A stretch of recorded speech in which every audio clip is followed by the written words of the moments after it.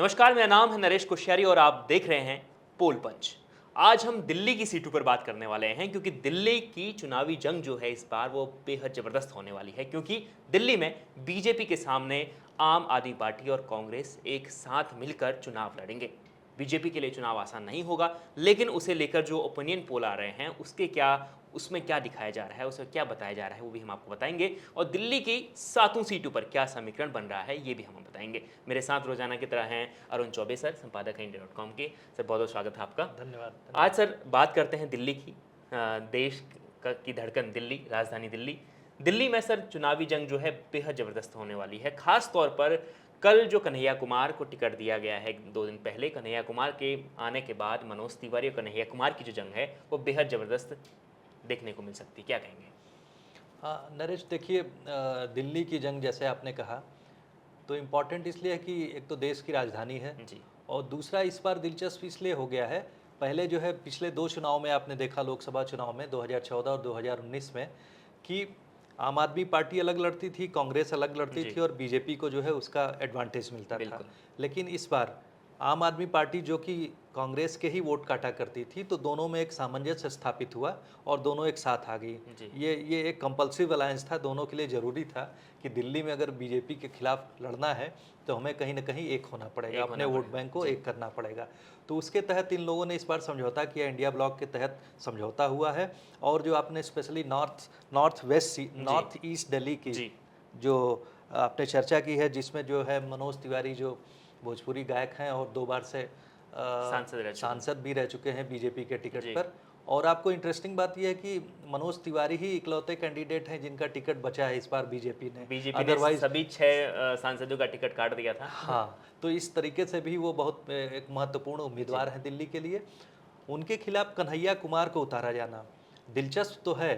दिलचस्प इसलिए है कि यहीं से दिल्ली से ही जेएनयू में उन्होंने अपने छात्र आंदोलन के छात्र मतलब राजनीति की है, आंदोलनकारी भी रहे जी हैं जी और प्रखर वक्ता भी हैं। लेकिन साथ में वो पिछली बार के चुनाव में उन्होंने जो है बेगूसराय बिहार में चुनाव लड़ा था, जो कि वो चुनाव हार गए वहाँ से। जी लेकिन फिर भी उन्होंने जो है देशव्यापी एक तरह से जो है अपनी तरफ लोगों का ध्यान आकर्षित किया किया था। है। इसलिए इस बार का चुनाव जो है थोड़ा सा इम्पोर्टेंट है। बिल्कुल सर, ऐसा माना जा रहा है कि अभी की ये जो चुनावी जंग है, क्योंकि ये हमने देखा कि अरविंद केजरीवाल भी इस वक्त जेल में है, संजय सिंह बाहर आ गए हैं। केजरीवाल पर जो कार्रवाई हुई है उसका दिल्ली की जनता पर क्या असर पड़ेगा, इस पर फिर बात करेंगे। लेकिन जिस प्रकार से कांग्रेस और आम आदमी पार्टी के बीच में लगातार हम क्लैश देखते आ रहे थे, एक दूसरे गठबंधन जब बना नहीं था उससे पहले भी लगातार एक दूसरे गठबंधन को लेकर सहमति दिल्ली के नेताओं को खास तौर पर नहीं बन रही थी। केंद्र के जो नेता हैं वो लगातार इस गठबंधन चाहते थे, लेकिन दिल्ली के नेता, दिल्ली के कांग्रेस के नेता खास तौर पर नहीं चाहते थे। इसका चुनाव में कितना असर पड़ेगा? देखिए, इसका चुनाव पे इसलिए असर पड़ेगा क्योंकि इस समय जो है कांग्रेस में एक निराशा का दौर रहा इसके जी पहले। जी असेंबली इलेक्शन में जो है, असेंबली इलेक्शन के पहले तक वो लोग काफ़ी आशान्वित थे।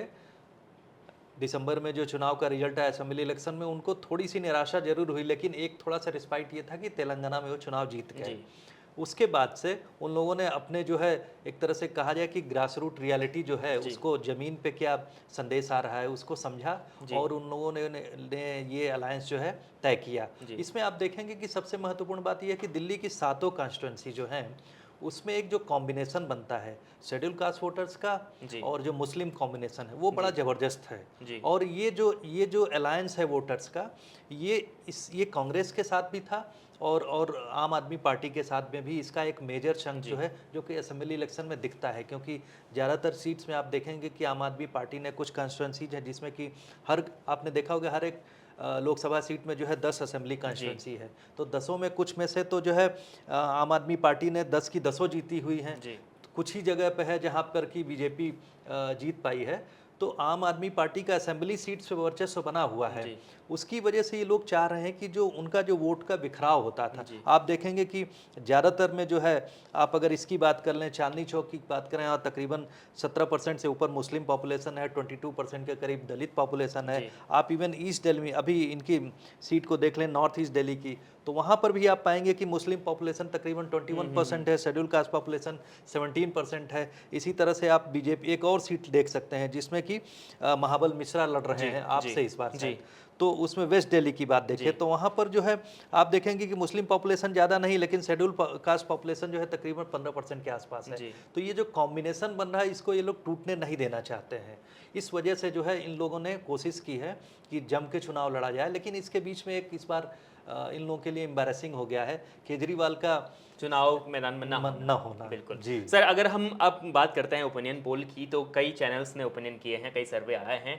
तो पोल ऑफ पोल्स ये कहता है कि दिल्ली की 7 सीटें जो हैं वो भारतीय जनता पार्टी जीत रही है, यानी clean sweep Bharatiya Janata party कर रही है। लेकिन जिस प्रकार से समीकरण मैदान में बताए जा रहे हैं कि जो जंग है वो बहुत करीबी मानी जा रही है, और ऐसे में ये जो है ओपिनियन पोल है ये कितने सही साबित हो सकते हैं और कितने गलत, क्या लगता है? ओपिनियन पोल का सैंपल साइज के ऊपर डिपेंड जी। करता है। सैंपल साइज अगर बहुत बड़ा उन्होंने लिया है तो एक रियलिस्टिक इमेज हो सकती है। जी। अदरवाइज ये कहना अभी से कि अभी से तो कुछ और चीज़ें आनी है, सेंटिमेंट्स का ज़मीन पे उतरना है। जी। और ये चुनाव जो है मई 25 को जी, अभी काफी समय है। छठे दौर में जी, चुनाव है, जी। तो उसके पहले बहुत सारी चीज़ें बदलेंगी। मुझे लगता है कि जनता का रुख भी हो सकता है कि 3 इलेक्शन के बाद 1-2 फेज हो जाता है, उसके बाद लोग पूरी तरह से उस यूँ कहें कि उस सेंटिमेंट्स में सराबोर हो जाते हैं जी। चुनावी माहौल में, तो उस समय भी सेंटिमेंट्स बदलता है। बिल्कुल सर, जिस प्रकार से हम देख रहे हैं इस वक्त कि अरविंद केजरीवाल की पार्टी आम आदमी पार्टी इस वक्त कोशिश कर रही है कि केजरीवाल जेल में है, तो जो सहानुभूति है जनता की अपनी ओर उसे खींचा जाए, तो क्या आपको लगता है कि इसका फायदा होगा आम आदमी पार्टी को? देखिए, इसका फ़ायदा इस तरीके से हो सकता है क्योंकि आपने देखा होगा कि केजरीवाल ने की कुछ पॉलिसीज़ हैं जी। जो कि इमोशनल इश्यूज़ पे हैं। जैसे उन्होंने जो बिजली सस्ती कर दी, उसका जो उतने तक फ्री कर दी, जी। पानी फ्री कर दिया। उसके बाद से जो है महिलाओं के लिए यात्रा, तो दिल्ली में जो रहने वाले हैं जी। या फिर जो माइग्रेंट लोग हैं जो कि यहाँ पर काम करते हैं, उनके बीच में आम आदमी की पैठ अभी तक जमी हुई है। जो एक तबका है जो कि टेम्पो और ये जो जो जो ड्राइवर्स हैं, जी। कैब ड्राइवर्स हैं, ये एक सेगमेंट है जो कि कंसोलिडेटेड वोट बैंक है और सेंटिमेंट्स यही लोग फ्लो करते हैं। जी। ये लोग ज़मीन पे उतर के किसी एक पर्टिकुलर पार्टी के लिए या यूँ कहें आम आदमी पार्टी के ये लोग मुखर वक्ता भी हैं एक तरह से। तो ऐसा जो सेंटिमेंट्स बनता है वो ऐसा नहीं है कि वो वोट में कन्वर्ट नहीं होता है। इस तरह के ही सेंटिमेंट्स जो है वोटों में कन्वर्ट होते हैं। तो इसलिए अभी से ये कह देना कि क्लीन स्वीप होगा थोड़ा सा मुश्किल तो जल्दबाजी है। हो गई। जी। बिल्कुल सर, इस बार की जो जंग है दिल्ली की, एक बार मैं आपको बता देता हूं। तो दिल्ली में नई दिल्ली जो सीट है, यहां से बासुई स्वराज भारतीय जनता पार्टी के प्रत्याशी होंगे और उनके सामने आम आदमी पार्टी के सोमनाथ भारती होंगे। इसके अलावा चांदनी चौक सीट से प्रवीण खंडेलवाल भारतीय जनता पार्टी के प्रत्याशी हैं और कांग्रेस के उनके जो सामने होंगे कांग्रेस के प्रत्याशी होंगे। सीट कांग्रेस के खाते में थी। जेपी अग्रवाल प्रत्याशी होंगे। पूर्वी दिल्ली से हर्ष मल्होत्रा हैं, उनके सामने कुलदीप कुमार होंगे आम आदमी पार्टी के। और उत्तर पूर्वी दिल्ली से मनोज तिवारी, जो सर काफ़ी सुर्खियों में सीट है, कन्हैया कुमार से उनका मुकाबला है। इसके अलावा उत्तर पश्चिमी एक्चुअली इस पर मैं जी। कहूँगा कि मनोज तिवारी के साथ जो एक सेंटीमेंट जुड़ता है वो ईस्टर्न यूपी बिहार जी, से जो पूर्वांचलियों का। जो पूर्वांचल जी। के लोग जो आते हैं, आप देखते हैं कि उनके साथ में उनकी सामीप्यता बनती है। जी। और एक ये बड़ा सेगमेंट है जो वर्किंग क्लास है यहाँ पर दिल्ली में, खासकर उस रीजन में जहाँ पर नॉर्थ ईस्ट दिल्ली है, वहाँ पर जो छोटी छोटी जगह पे जो कॉलोनीज सब बनी हुई हैं, जी। वहाँ थिक पॉपुलेशन है, बहुत ज़बरदस्त पॉपुलेशन है। और उसमें मैंने कहा कि आप देखेंगे कि बीजेपी जो है पिछली बार 55% के करीब वोट बैंक पा चुकी जी। है। तो वहाँ पर जो बीजेपी का कंसोलिडेशन बड़ा ज़बरदस्त है, जी। उसमें कन्हैया कुमार के लिए इतना आसान होगा नहीं। उसमें ये हो सकता है कि कांग्रेस जी। जो है ने अच्छा कैंडिडेट खड़ा किया है, जी। जो कि काफ़ी यूथ सेगमेंट है, उसको पूर्वांचली है। पूर्वांचली है, उसको जो अपनी अच्छे तरफ वक्ता हाँ, इसका असर पड़ेगा, आकर्षित करेंगे। प्लस जो आम आदमी पार्टी का कंसोलिडेटेड वोट बैंक है वो तब्दील होगा। ये सारे फैक्टर्स हैं जो उनके फेवर में जाते हैं। बिल्कुल सर, अगर इन सभी सीटों में से अगर हम इसका कैलकुलेशन करें तो सबसे जो तगड़ी मुकाबला, जो नज़दीकी मुकाबला हो सकता है, ऐसा माना जा रहा है किसी सीट पर होगा। जी, और ये ऐसा माना जाता है, जी। ऐसा माना जा रहा है, लेकिन ऐसा कुछ कह नहीं सकते क्योंकि जेपी अग्रवाल साहब पुराने नेता हैं। जी। वो दिल्ली में जो है दूसरी सीट से रिप्रेजेंट कर चुके हैं, वेटरन हैं, उनको काफ़ी राजनीतिक अनुभव भी है। और उस जहाँ से वो लड़ रहे हैं चांदनी चौक एरिया से, जी। यहाँ से कि डॉक्टर हर्षवर्धन 2 बार जीत चुके थे, दिल्ली के बहुत पुराने नेता थे बीजेपी के, वो संघ के काडर के रूप में फिर बीजेपी में राजनीतिक रूप से आगे बढ़े। वो बहुत बड़े नेता थे, लेकिन उनकी उम्र के उसको देखते हुए लोगों ने जो है, या फिर यूँ कहिए पार्टी उनसे कुछ कोरोना काल में उनके जो एक्शंस थे उनको मंत्री पद से भी हटाया गया जी, था। स्वास्थ्य तो मंत्री। बहुत सारे फैक्टर्स है जिनकी वजह से जो पार्टी ने उनके ऊपर रिस्क नहीं लिया, और जो है इस बार जो उनको जो खंडेलवाल साहब को जी, उनको खड़ा किया है। वहाँ का फैक्टर आप देखेंगे कि उस एरिया में जो है आप देखेंगे वहाँ सिख पॉपुलेशन भी है, जैन जी। पॉपुलेशन भी है, लेकिन उस एरिया में जो है इसके पिछली बार जो है बीजेपी ने तकरीबन 53% वहाँ भी वोट बैंक हासिल किया था। बीजेपी ने अगर हम सभी सीटों की बात करें 5 सीटों में, तो बीजेपी का जो वोट शेयर है वो कांग्रेस और आम आदमी पार्टी से बहुत ज़्यादा था। अगर इन दोनों का वोट शेयर मिला लें, कांग्रेस और आम आदमी पार्टी का, फिर भी बीजेपी को टक्कर देना पिछली बार की अगर आंकड़ों की बात करें, और एक बिल्कुल और मुश्किल बता है। दूं, क्योंकि जो नॉर्थ वेस्ट दिल्ली है वो रिजर्व कॉन्स्टिट्यूंसी जी। है। यहाँ से उदित राज एक बार जो है पिछली बार जो है पिछली बार क्या 2014 में मैं हाँ 2014 में उदित राज जो है बीजेपी के टिकट से जीते थे, जी। और उसके बाद जो है उनको टिकट नहीं मिला, हंसराज हंस को दे दिया गया। हंसराज हंस को इस बार जो है पंजाब के किसी सीट से लड़ाया जा रहा है। तो वहाँ पर भी जो है मुकाबला ऐसा नहीं है। वहाँ पर आप देखेंगे कि दलित पॉपुलेशन जो है तकरीबन 20% है। जी। 20% दलित पॉपुलेशन है, मुस्लिम 8% वोट बैंक है। जी। तो ये कंसोलिडेशन जो है थोड़ा सा उनके फेवर में जा सकता है, लेकिन चूंकि बीजेपी में ही आप देखें कि शीर्ष नेतृत्व भी रहता है, प्रधानमंत्री का चेहरा सबसे ज़्यादा डोमिनेट करता है दिल्ली में भी, तो थोड़ा सा मुश्किल होगा। लेकिन ये नहीं कह सकते कि चुनाव लड़ाई जो है अच्छी नहीं होगी। एक तरह से कहते हैं ना कि कांटे की लड़ाई होगी। कांटे की टक्कर तो सर हमें तो इस वक्त दिखाई दे रहा है। चलिए आगे बढ़ते हैं, तो उत्तर पश्चिमी दिल्ली की बात करते हैं। यहाँ से बीजेपी के जो प्रत्याशी हैं वो हैं योगेंद्र चंदोलिया, और उनके सामने उदित राज, जो हम लगातार बातचीत कर रहे थे। तो कांग्रेस के प्रत्याशी हैं वो उनके सामने होंगे। पश्चिमी दिल्ली से कमलजीत शेरावत होंगे, महाबल मिश्रा आम आदमी पार्टी के प्रत्याशी उनके सामने होंगे। और सर दक्षिणी पश्चिमी जी। दिल्ली पे जो आपको बता दूं कि जी। 2 बार के जो विनंग थे परवेश वर्मा, जी। उनका टिकट काटा गया। पिछली बार उन्होंने एक कंट्रोवर्शियल स्टेटमेंट दे दिया था। तो इस बार उनके टिकट कटने का लोग कह रहे हैं कि उन्होंने एक कंट्रोवर्शियल स्टेटमेंट दिया था, इसलिए बीजेपी ने जो है, उनके पिताजी दिल्ली के चीफ मिनिस्टर थे, तो उनके ऊपर जो है बीजेपी ने जो है इस बार विश्वास नहीं जताया है। वही सर दक्षिण दिल्ली की सीट पर भी वही हुआ सर। हमने जिस प्रकार से संसद में देखा, बिधूड़ी साहब का जो बयान था, उसके बाद उनका टिकट भी काट दिया गया इस बार। रमेश बिधूरी एक्टिव आदमी थे जी। और आप देखेंगे कि साउथ दिल्ली में जो है तकरीबन जो है 10 असेंबली सीट में से 9 असेंबली सीट आपने जीती थी, और उसकी एकमात्र सीट जो है रमेश चंद्र बिधूरी ने जीती थी। रामवीर बदरपुर से। जी। बदरपुर से जो रामवीर सिंह बिधूरी ने जीती थी, जी। उनको इस बार प्रत्याशी बनाया गया है। और वहाँ पर भी आपको मैं बता दूं कि 15% से ऊपर शेड्यूल कास्ट वोट बैंक है, और मुस्लिम वोट बैंक वहाँ तकरीबन ज़्यादा नहीं है, 10% के ही आसपास है। लेकिन हिंदू पॉपुलेशन जो है तकरीबन 60% के आसपास पूरा बनती है। सर, तो रामवीर सिंह बिधूड़ी का मुकाबला सहीराम पहलवान से इस बार है, तो देखना होगा कि ये मुकाबला कितना करीबी रहता है।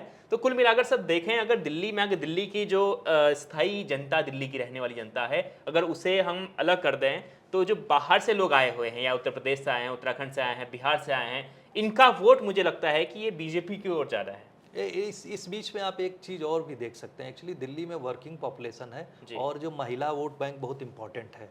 महिलाओं का जो है वोट बैंक आप देखेंगे, चाहे टीचिंग सेगमेंट से हो, टीचिंग एरिया से हो, या जिसके बच्चे पढ़ते हैं उनका सेंटीमेंट्स हो, या फिर जो लोग डेली काम करने के लिए एक छोर से दूसरे छोर जाते हैं, उसमें महिलाएं भी हैं जिनको फ्री बस यात्रा करने को मिलती है। तो ये सब जो सेंटीमेंट्स, ये छोटे छोटे सेगमेंट हैं, लेकिन महिला वोट बैंक एक्टिव है। तो वो सेंटीमेंट ऐसा आप नहीं कह सकते कि जो है वो पूरा का पूरा बीजेपी की तरफ जाएगा, वो आम आदमी पार्टी की तरफ भी जा सकता है। लेकिन सर एक चीज़ देखते हैं हम लोग कि दिल्ली में विधानसभा चुनाव में तो आम आदमी पार्टी को खूब अच्छा खासा उन्हें सीटें मिलती हैं, सरकार बनती है उनकी, लेकिन लोकसभा चुनाव में पता नहीं क्या हो जाता है। नहीं हो नहीं जाता है। एक्चुअली दिल्ली राजधानी है, राजधानी में जो है जो बीजेपी जो रूलिंग पार्टी है केंद्र में, उसके शीर्ष नेतृत्व के सभी चेहरे दिखते हैं, डिसीजन मेकिंग यहीं से होती है। तो ऐसा नहीं है, दिल्ली की सरकार दिखती जरूर है लोकल लेवल पे, लेकिन डोमिनेंस किसका है? डोमिनेंस दिखता है रूलिंग पार्टी का, जो सेंट्रल जो गवर्नमेंट है उसका दिखता है, प्रधानमंत्री का चेहरा दिखता है, होम मिनिस्टर का चेहरा दिखता है। तो ये जो दिल्ली का जमावड़ा है, उसमें जो है ये जो स्टेट लीडरशिप वो कहीं ना कहीं खो जाती है। ये सेंटीमेंट है देखा जाए। बिल्कुल। तो देखिए दिल्ली की जंग इस बार बहुत ज़बरदस्त होने वाली है। 7 की 7 सीटों पर आम आदमी प्रत्याशी और कांग्रेस के प्रत्याशी साथ मिलकर चुनाव लड़ रहे हैं, यानी 3 सीटें जो है कांग्रेस के खाते में है, और 4 सीटें जो हैं वो आम आदमी पार्टी के खाते में है, और भारतीय जनता पार्टी से उनका सीधा मुकाबला है। अब देखना होगा कि 25 मई को जब वोटिंग होगी उसके बाद जब नतीजे आएंगे तो किसके पक्ष में नतीजे आते हैं। और अभी जो ओपिनियन पोल आ रहे हैं वो हम लगातार उसके बारे में हमने आपको बताया। अब जब नतीजे आएंगे वो भी हम आपको बताएंगे। उस दिन पूरे दिन भर हम लाइव रहेंगे जनता के सामने और उनको नतीजे बनाते रहेंगे। तो रोजाना हम इसी प्रकार से लोकसभा चुनाव से जुड़ी तमाम खबरें आपके साथ लेकर आ रहे हैं। पोल पंच में लगातार आप रोज जुड़ते हैं, बहुत बहुत शुक्रिया आप सभी का। लगातार ऐसे ही जुड़ी रहेगा।